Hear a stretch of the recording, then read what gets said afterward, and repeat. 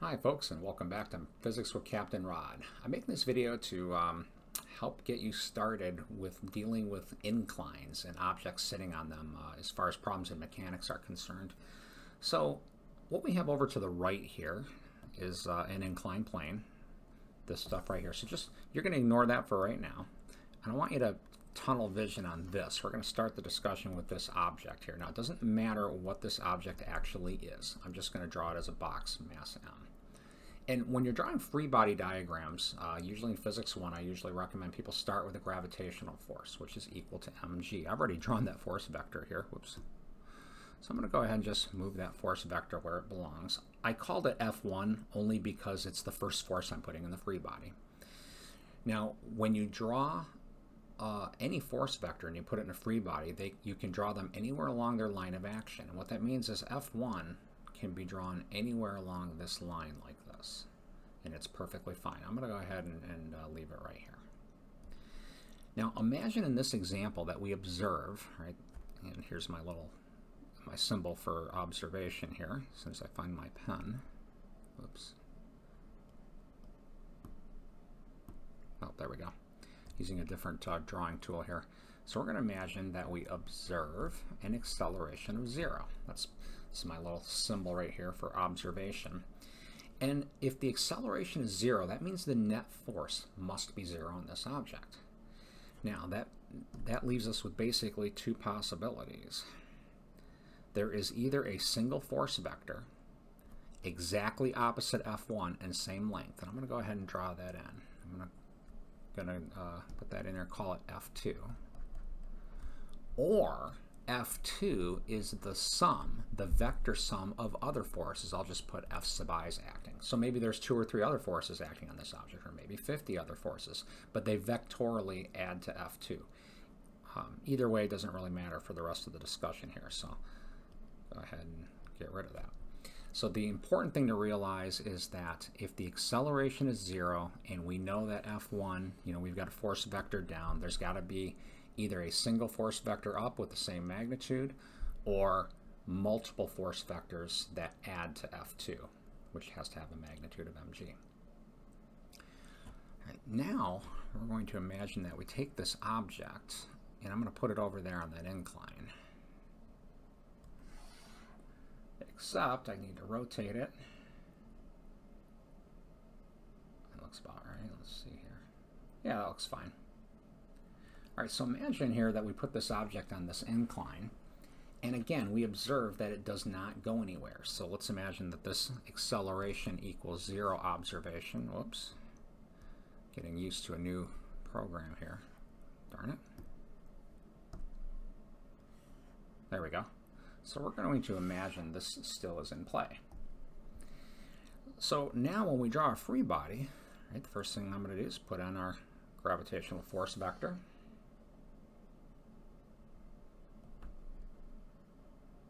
And I'll go ahead and put our second force vector on there as well. So really, ultimately, the free body still looks just like this. Now, it might seem a little bizarre, especially if you've looked at any free bodies in your textbook, because usually in the text they won't draw the free body like this, but that is, in fact, an accurate, correct free body. This force F2 in this example is a contact force from the surface acting on this box right at that surface. And it's effectively pushing kind of, well, basically straight up. Now I'm going to leave that red in there. That's our surface in contact. And what we like to do in physics is we like to take force vectors and we like to look at them in component form. That force vector can be thought of as the vector sum of two forces, one that makes a right angle with the box. That looks about right.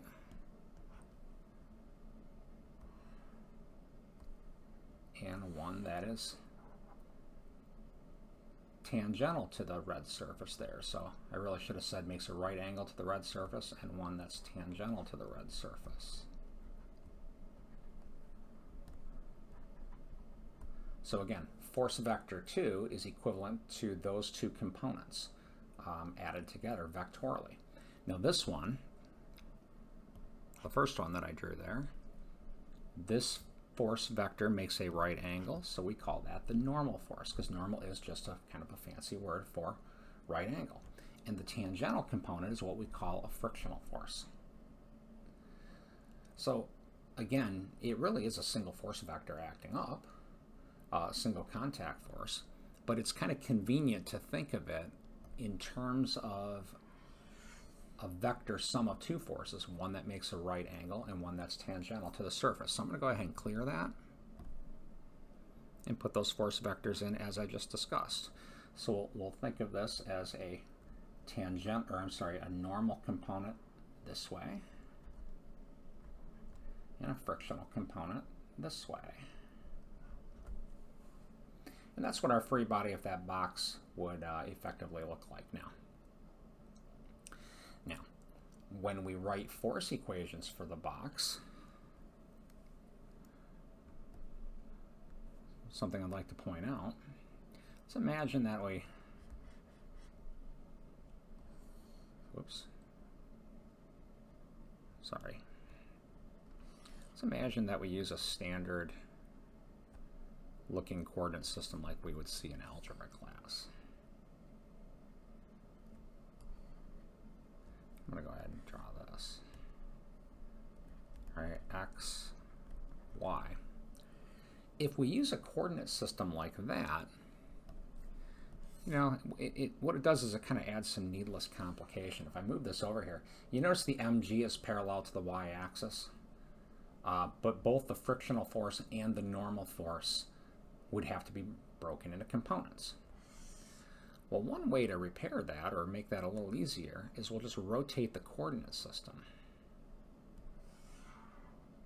Now notice that the normal force and the frictional force, well, I got to rotate it a tad more. Good enough. Notice that the normal force and the frictional force are now parallel to the axes, and only the mg has to be broken into components. Now, another thing I would kind of recommend, and we're gonna do this in just a moment.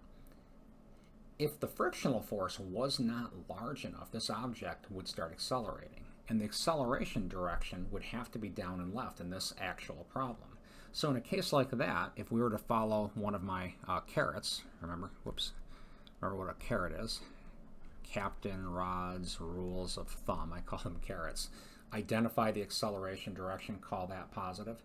If the object starts accelerating down the incline, this would be our very good direction to call positive, maybe the plus x direction. So we'd want to maybe use a coordinate system like this. Right? And again, you see how that coordinate system is very nice in that the normal does not have to be broken into components, neither does the frictional force, only the mg. And I'm going to go ahead and go over what that might look like. So imagine somehow we forced that frictional force to zero. Maybe we somehow got some oil under this or something like this. Right? So if the frictional force somehow went to zero, then the acceleration is going to be now some positive number. I'll just put some number here. Right? It's not going to be zero anymore. In our free body, the frictional force would go away. I'm going to go ahead and just kind of cross it off. I can't very easily erase it at this point. And again, you'll notice now we have the sum of those two forces is down and left. In fact, watch what happens if I pick up the mg and we move it to the end of the normal force. You notice that there is a now there's a resultant force vector that's down and left. I'm going to draw this in red. The resultant force vector looks something like that. That's our net force, and that's now directed down the incline. Now, usually the way I handle these things is kind of algebraically. This is how I would recommend you write the force equations. First of all, I'm going to make myself a little room here. I'm going to take that mg and we're going to break it into components that are now parallel to the directions we want. So one component is parallel to the normal. I'm going to draw these vector components in red. And one component that's well, perpendicular to normal or parallel to our surface. There, that looks pretty good. All right, so in red, what I've done is I've redrawn our MG in terms of components that are parallel to the y direction and parallel to the x direction. So I would usually call this one something like MGY for y component of MG, MGX for x component of MG. And here's an angle theta. It's really easy to show that this angle right here is exactly the same. Like imagine theta were 30 degrees from here to here. That makes this one 60. That makes this one 30, and so forth. That argument holds for any angle theta you want to use. The MG is opposite this angle theta, right? And the hypotenuse is this. Now, the MG, let me re-speak that. MGX component is opposite theta, and that means it's got a magnitude of MG sine theta. And over here, this one is adjacent to theta, so it's equal to mg cosine theta, and so forth. So now when we write our force equation down the incline, sum of all forces equals mass times acceleration, we are now calling down and left positive. And when we look at our incline, when we look at our free body, there is only one force parallel to the x direction. And that's this one. Mg sine theta, and that's it. So equals ma. There's our Newton's second law equation for the object going down the incline, or accelerating down the incline. And as you can see, you can solve this for the acceleration easy enough. The acceleration is equal to g sine theta. And some things to notice about this. If the incline were completely horizontal, theta would be 0. Sine of 0 is 0, and we would observe an acceleration of 0. And notice that if theta were 90 degrees, sine of 90 is 1, and the acceleration of this object would equal g, the free fall acceleration. So that's probably enough for now. Again, this is just meant to be kind of an introductory video on handling drawing free bodies of objects when they're sitting on a surface that's inclined with the horizontal. I hope that this has helped. Have a great day.